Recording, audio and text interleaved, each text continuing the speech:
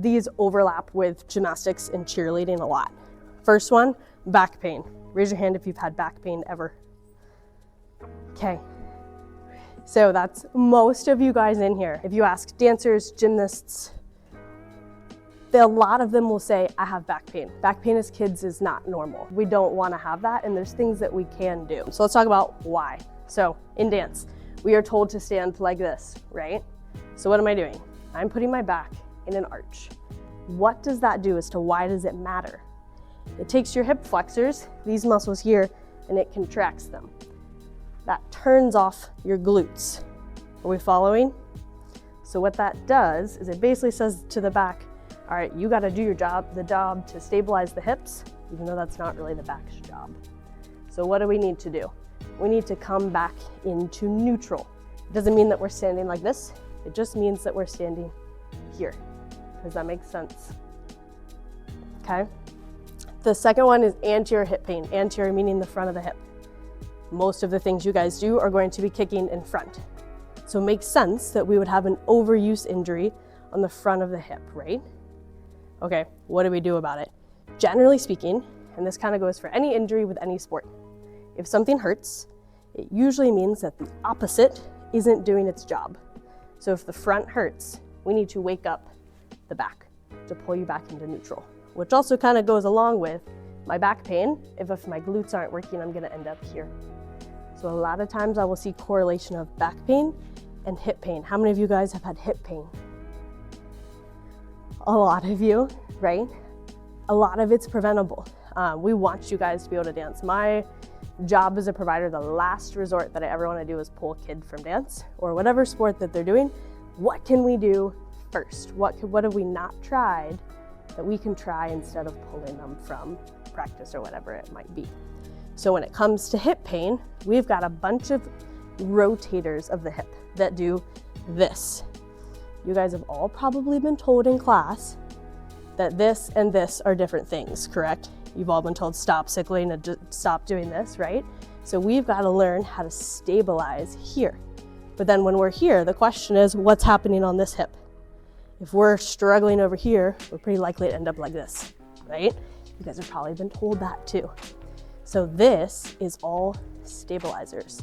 So if we strengthen the rotators, so strengthen the backside, the front is gonna calm down. And you'll probably be yelled at less for doing this. Make sense? Okay, last one is ankle. How often are you guys on pointe? A lot. How many of you have had ankle issues? So tell me, is it from rolling your ankle or is it like, I don't know why my ankle hurts, it just hurts? It just hurts? What else? Injuries from rolling your ankle or just like, I don't really know, my ankle just hurts? Okay, so two kind of things. We think of like dancers have crazy good balance, right? Yes, but the question oftentimes is how are they accomplishing that? A lot of times we're accomplishing that by compensating using other things because our goal is to be upright and do all the things that we need to do. There are a ton of tiny little ankle muscles that are often forgotten about. When we strengthen those in a dance-specific way, if I just go to a regular old outpatient PT and they give you like 4-way ankle, it's not really gonna help you guys because you guys have a higher need. You guys need dance-specific things. Does that make sense? So we gotta do dance-specific ankle things. We gotta practice in releve, in passe, all of those things, but then we gotta add some strength to it. Let's talk about the strength side. What do you guys know about strength training in general for dance? I don't bite, I promise. Do you guys, yeah? I know they have bands. Okay. Practice with their foot to strengthen them before we even start on point. Good, good. How much are you guys doing strength training in your practices?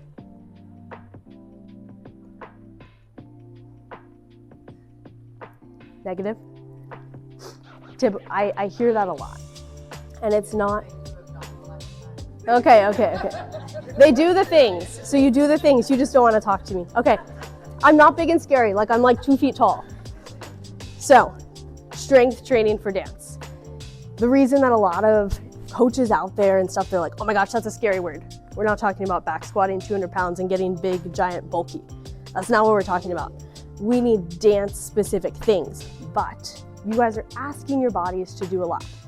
When you run, which you run in between things all the time, but running just as an example, you take 7 times your body weight on your ankle every single step. So if we want to not get hurt jumping and doing all those things, that means we need the strength to be able to support the things that we're asking our bodies to do. The other thing that I get is I don't have time to strength train. I'm in the studio 30 hours a week. Valid. So the question is, how can we make it doable? Let's make it 15 minutes here, 15 minutes there. What do we need to add in to make it so that we don't get sidelined? Because the last thing that I want to have happen is like a phone call of, I don't know what to do, but I can't dance anymore. That's what we don't want to have happen. So what can we do on the front end to help with that? The last one that I get is, well, I don't know what to do. That's why I'm here, and we're going to talk about a lot of things today to see where we're at. Before we jump into doing some work, what questions do you guys have? Parents, dancers, anything? Kind of different joints that I go to. If anyone has back pain, the first thing that goes to my head is we got to rule out a spondy, which is that big scary thing. Basically a stress fracture, more or less. Generally speaking though, when someone initially says they have back pain, it's not at the fracture point yet. And if we do some things first, we can prevent it from getting there. I'll say the most common one that I get in ballet is going to be foot and ankle. Dance in general is going to be hip, just because everything is here. And dancers, generally speaking, aren't very good at using the backside. The other thing that you guys will likely do, whether you realize it or not, your coaches have probably said it, but you're trying to get your leg higher, you're gonna arch your back to get there. And your bottom leg is going to bend. So again, what am I doing? Compensating, putting more pressure on the front of my hip, more pressure on my back. So what we wanna do is teach straight alignment and then do the things. Does that make sense? So anytime you guys are doing strength training, practice in general, and you guys have heard this a million times of like, if you're gonna do something, do it 100%. Whatever you guys practice, that's what's going to happen. So even if it's take a step back, let's make sure that our form looks perfect, and then we'll kind of go from there. What I love about my clinic is that I'm a non-traditional clinic, if you will, so I get both. I love it when kids come in and they're not in pain yet. It's like, hey, let's do a once a month check-in, make sure that we're not missing anything, kind of catch things on the front end, and then kind of go from there. That's what I would honestly prefer. I wish all dancers and gymnasts would come in once a month. Let's just make sure, because sometimes compensations come up and we can catch them quick and then just prevent anything from actually. What I love about my clinic is that, again, non-traditional clinic, I can do whatever, like I'm one-on-one for an hour. I can do whatever the athlete needs. I don't have the pressure of a lot of clinics, unfortunately, like it's due to the system, not due to the PT themselves. They're seeing more than one person an hour and they just can't give the super high quality care. I love that I can give one-on-one care, be exactly what you guys need. And then also like I can be an avenue of communication too with whoever your coach may be to kind of be what you guys need in the moment. So bracing is a hot topic. Bracing can be good in the short term, but it sends a signal to the brain that basically says you don't have to stabilize, so the muscles get weaker. So as a long-term solution, the solution has to be to the strength training. We've got to get to the root cause as to why it happened rather than just kind of like masking the pain. But if there's acute swelling, can be appropriate. Like if someone truly like rolls their ankle, can be appropriate in the short term, but not long term.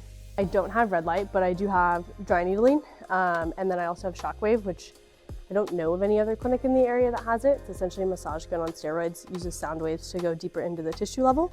And then what I love is I have blood flow restriction training. So if someone's got an injury, they're gonna compensate that one side is gonna be weaker than the other. BFR is essentially like a blood pressure cuff on the leg. It occludes to 80%. You get the benefit of doing 80% 1 rep max, so a really, really hard exercise without actually doing that really, really hard exercise. So we can get them stronger faster without actually like making them sore and tired and straining them. So a lot of knee pain. I love, knee pain's tough because every sport gets it, right, in some capacity. The knee joint is really just a medium in between the ankle and the hip. Usually the cause of the knee pain is coming from one of the other. So what do we do to treat it? Yes, we have to treat the pain itself. But how do we keep it from coming back. We've got to figure out what the root cause is and address that. Usually it's hip. So you guys have probably heard stop doing this, right? In whatever it might be. This motion is coming from a glute rotator. So it's not as simple as, oh, just push your knees out. We've got to strengthen the muscle that actually does that motion. So a lot of times knee pain is the stuff that you're gonna learn today. Cool? Pull your tailbone down as a grit. That's what they're trying to do to prevent you from doing this. They're trying to get you to be in neutral. It's exactly what they're trying to do. Yeah, that's a good correction. So we're gonna do these all together. These are I think everybody needs to learn these. I know that if we can do these motions, I can trust that your likelihood to be able to do turns, kicks, acro, all of the things without compensations are higher. I know you guys probably didn't think you were doing work today, but you're doing work. It's not hard. So let's take shoes off and then let's just spread out over there. Knees. So a squat. Again, I did college gymnastics. I had a teammate who was a junior and she was doing squats wrong and we had a spondy. These are things that we can prevent. Spondy being that big scary stress fracture that we want to avoid. So whenever you squat, do you guys think that you should be thinking about pushing through your heels or your toes? Heels. Let me tell you why. So if I'm here, what's gonna kick on? That's gonna be the front of the hip. What did we just talk about being what generally is overactive in dancers and everybody else? The front of the hip. So what do we wanna do? We wanna make our glutes do the work. We want heels to be on all the pressures through the heels. So standard squat right here. The other thing with a squat, you don't want your knees to come in. Again, what did we just talk about? Where does that come from? That comes from the hip. Go for it. Squat. Ooh. Good. So, come here. Can I call you out? You're good. So, I want you to turn this way and go again. Don't think too hard, you're good. Okay, did you guys see her knees come in?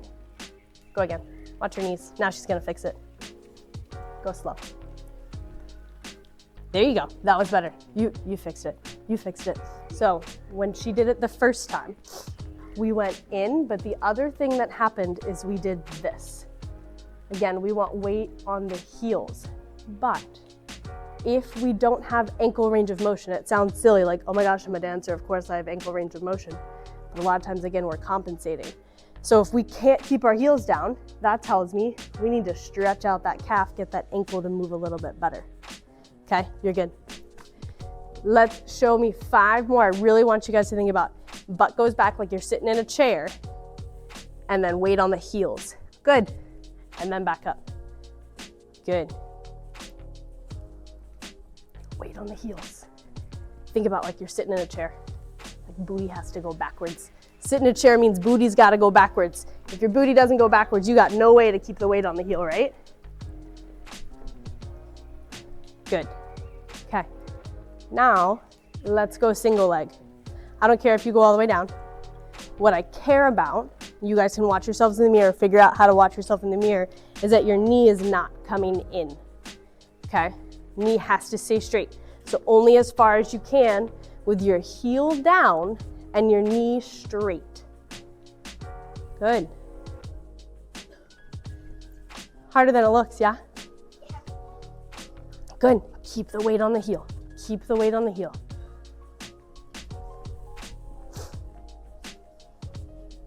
Oh, push that knee out. Push that knee out.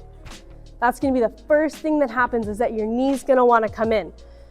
If that's happening on a squat, I can pretty much guarantee you it's happening on turns. Good. Okay. Any questions on that? Okay. Let's talk about a hinge. So, in terms of hinging, I want you guys to think about, you've got basically a pole from your head to your booty. Everything is in a straight line. Okay? So, when your butt goes back, your head goes down. But that does not mean I do this. Everything is straight line. Knees are slightly bent. All you're gonna do is stick your booty backwards and then squeeze your booty to come up. Same thing, weight is on the heels. So So it's not a squat. The knee bend doesn't change. Knees are slightly bent. All you do is stick your booty backwards. Booty backwards. Good. And then squeeze your booty to come up. Don't round here though. Try 10 for me. Really thinking about booty backwards, weight on the heels. Good. Bring in your feet just a hair. Perfect.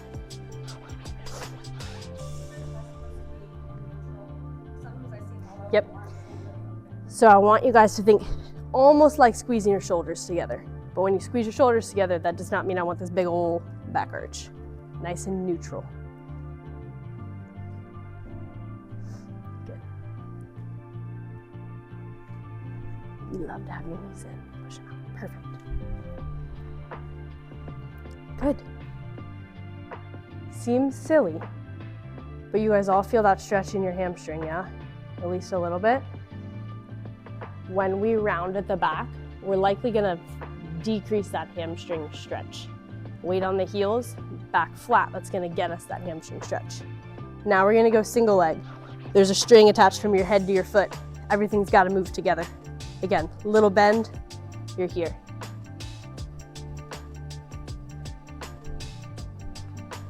I thought we had good balance. Good. So I don't want you guys to be turned out here. Rotate that foot down. Yeah? Weight is still on the heel.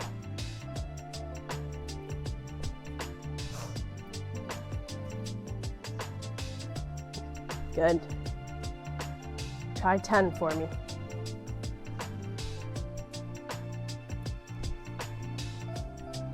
Good. That knee is not locked out. You want it nice and loose. That's gonna let your glutes do their job. When we completely lock out joints, it sends a signal to the brain that says you don't have to stabilize. That's not what we want. We wanna be stabilizing. Rotate your hips that away.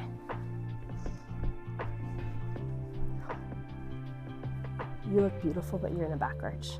So stand tall, ribs down, right there. Now go. Put your eyes here. There you go. Feel a difference? Yeah. Okay. Last one that we're gonna do as a group, deadlift. Again, we're not talking about deadlifting 400 pounds. Yes, this is something that I would want you guys to do with a weight, but we're just gonna talk mechanics because this is what I see done incorrectly a lot. We are not in a back arch. Everything is neutral. Ribs are down. All it is, so we're basically combining what we just did. We're combining a squat and a hinge. So back is flat, butt goes back, then you squat. My weight is on my heels. Everything's on my heels, but I am not in a back arch. And then you push through your heels to come up.